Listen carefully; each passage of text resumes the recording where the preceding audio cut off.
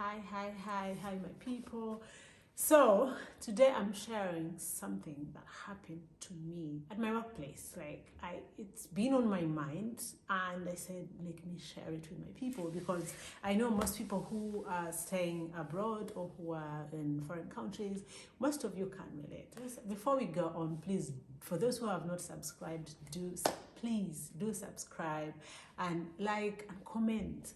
And in a special way, I would like to thank my die-hard fans or supporters, or those who watch my videos and comment.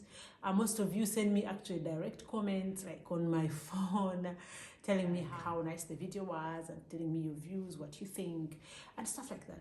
I really appreciate that. But I would like to say that I would love it more if you would take time to write these comments on my YouTube. It would mean so much to me. But hey, all in all, I do appreciate you. Thanks always for making time to watch my videos. I really appreciate that. Let's get into it. So something happened at my workplace. But before I go, I want to probably tell you a little bit about what I do. So my work involves getting one-on-one with people who come to me or to my colleagues. They come with specific questions or specific problems, or are looking for certain answers, or are looking for solutions to something. Like, name it. So this week, as usual, I was at work, and I had an appointment with a gentleman. But normally, most of the time, we don't know these people. And most of the time, they don't make appointments directly or through me. They either call or come at the reception or send an email and request for an appointment. So most of the time, when I come to see people or to meet them, I don't know them. Okay. As usual, I had an appointment last week, so I come out in the waiting room where our clients wait from. So a gentleman was there. He was the only one seated there, and others were sitting in different zones, like their zones. But he was the one. He was seated in our zone. So I come politely to him. I greet him, and I ask him, "Is your name so and so?" And he tells me yes. And I tell him, "Oh yeah, it is me you have an appointment with." And the guy turned. He looks at me from head to toe, like 2-3 times. You know, in school we used to call it measuring, like someone measuring you like this with eyes. And he tells me, "No, it is not you I have an appointment with." I ask him again politely, "Is your name so and so?" He tells me yes. And it's me you have an appointment with. And he turns again and tells me, "No, it is not you I have an appointment with." I even go ahead to ask him, "Are you sure?" He tells me, "Yes, it is not you." So in that moment, I said, okay, but I was 100% sure that he had an appointment with me. But I didn't know. I said, okay, if he says he doesn't have an appointment with me, I'll just go. So as I was walking away, I think one of my colleagues who sits at the reception, she either had the conversation or she just saw me walk away. I don't know. I don't know if she was really paying attention or if she was listening in. And then as I was walking away, I had taken already like 2 steps away. And my colleague says, "Gentleman, she's the one you have an appointment with." So I turned back with a smile. I don't know where I got that smile. Honestly, I still don't know how I handled that, but I turned with a smile. And she says, "Her?" And my colleague says, "Yes." He says, "Okay." So he gets up, he had documents or files. He picks his documents, and I tell him, "You may follow me." So he followed me to the office.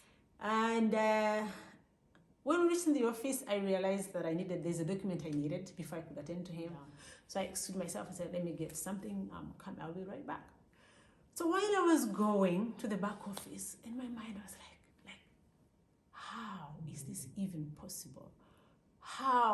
Why did he think he didn't have an appointment with me? I didn't give it, honestly speaking, I didn't I'm looking for the word in English. I didn't give it a name. I didn't say it was. I can't say it was. I didn't know what it was. Honestly, I did not know what it was. So I went, got whatever I had to get, came back, sat, and had to listen to whatever he had to do.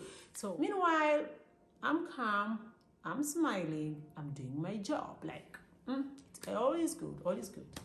So, and here it comes that he has to literally come back for the second time back to me, and we continue the process together. Then he asks, I have to come back to you.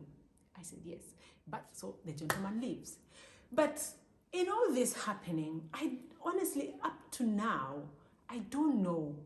These things happen. I've had stories from friends, I've also been discriminated, or I've experienced also racism in different ways, in different places, in different, and discrimination. But I don't know what to call this, because if I say it's discrimination, is it based on what? Is it based on my color? Most likely, most probably, because I'm the only person of color in my workplace. Okay, I'm the only black person at my workplace. Or is it because, I can't say it's because I was a lady, because 80% of my colleagues are ladies. So that is out. So it's based on my color. I don't know. But I'm like, you guys, I kept my calm. I did my work, but I still don't understand this. If you were in such a situation, how would you handle it? Like how? I've seen a course where they say it's a one-day course, and it is about how to deal with discrimination or racism at work, but when you're being discriminated by your clients, not colleagues, but by your clients. And I was like, this is interesting. So I've registered myself to go and follow that course, because this thing, the way this guy, I think I'm not even like stretching enough how he looked at me, how like strongly he said no, looking at me like, no, I don't have an appointment with you. No, not you.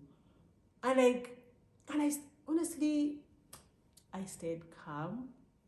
I never knew that part of me, by the way. I stayed calm, composed, and I kept my smile.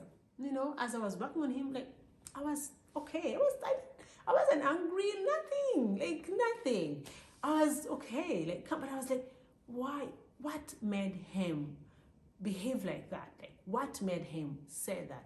What made him think that he couldn't I couldn't be that person? You could have an appointment with him. I'm struggling. You guys, tell me, if you were in my shoes, how would you handle such a situation? Like how would you handle it? But I'm so also, how can I say, curious about this course that I've registered to follow, because I'm curious and excited because of different reasons. One, is this course, I want to see what type of people will be attending the course. Will they be all foreign people? Or will there be also the natives, the Caucasian white people? I don't know.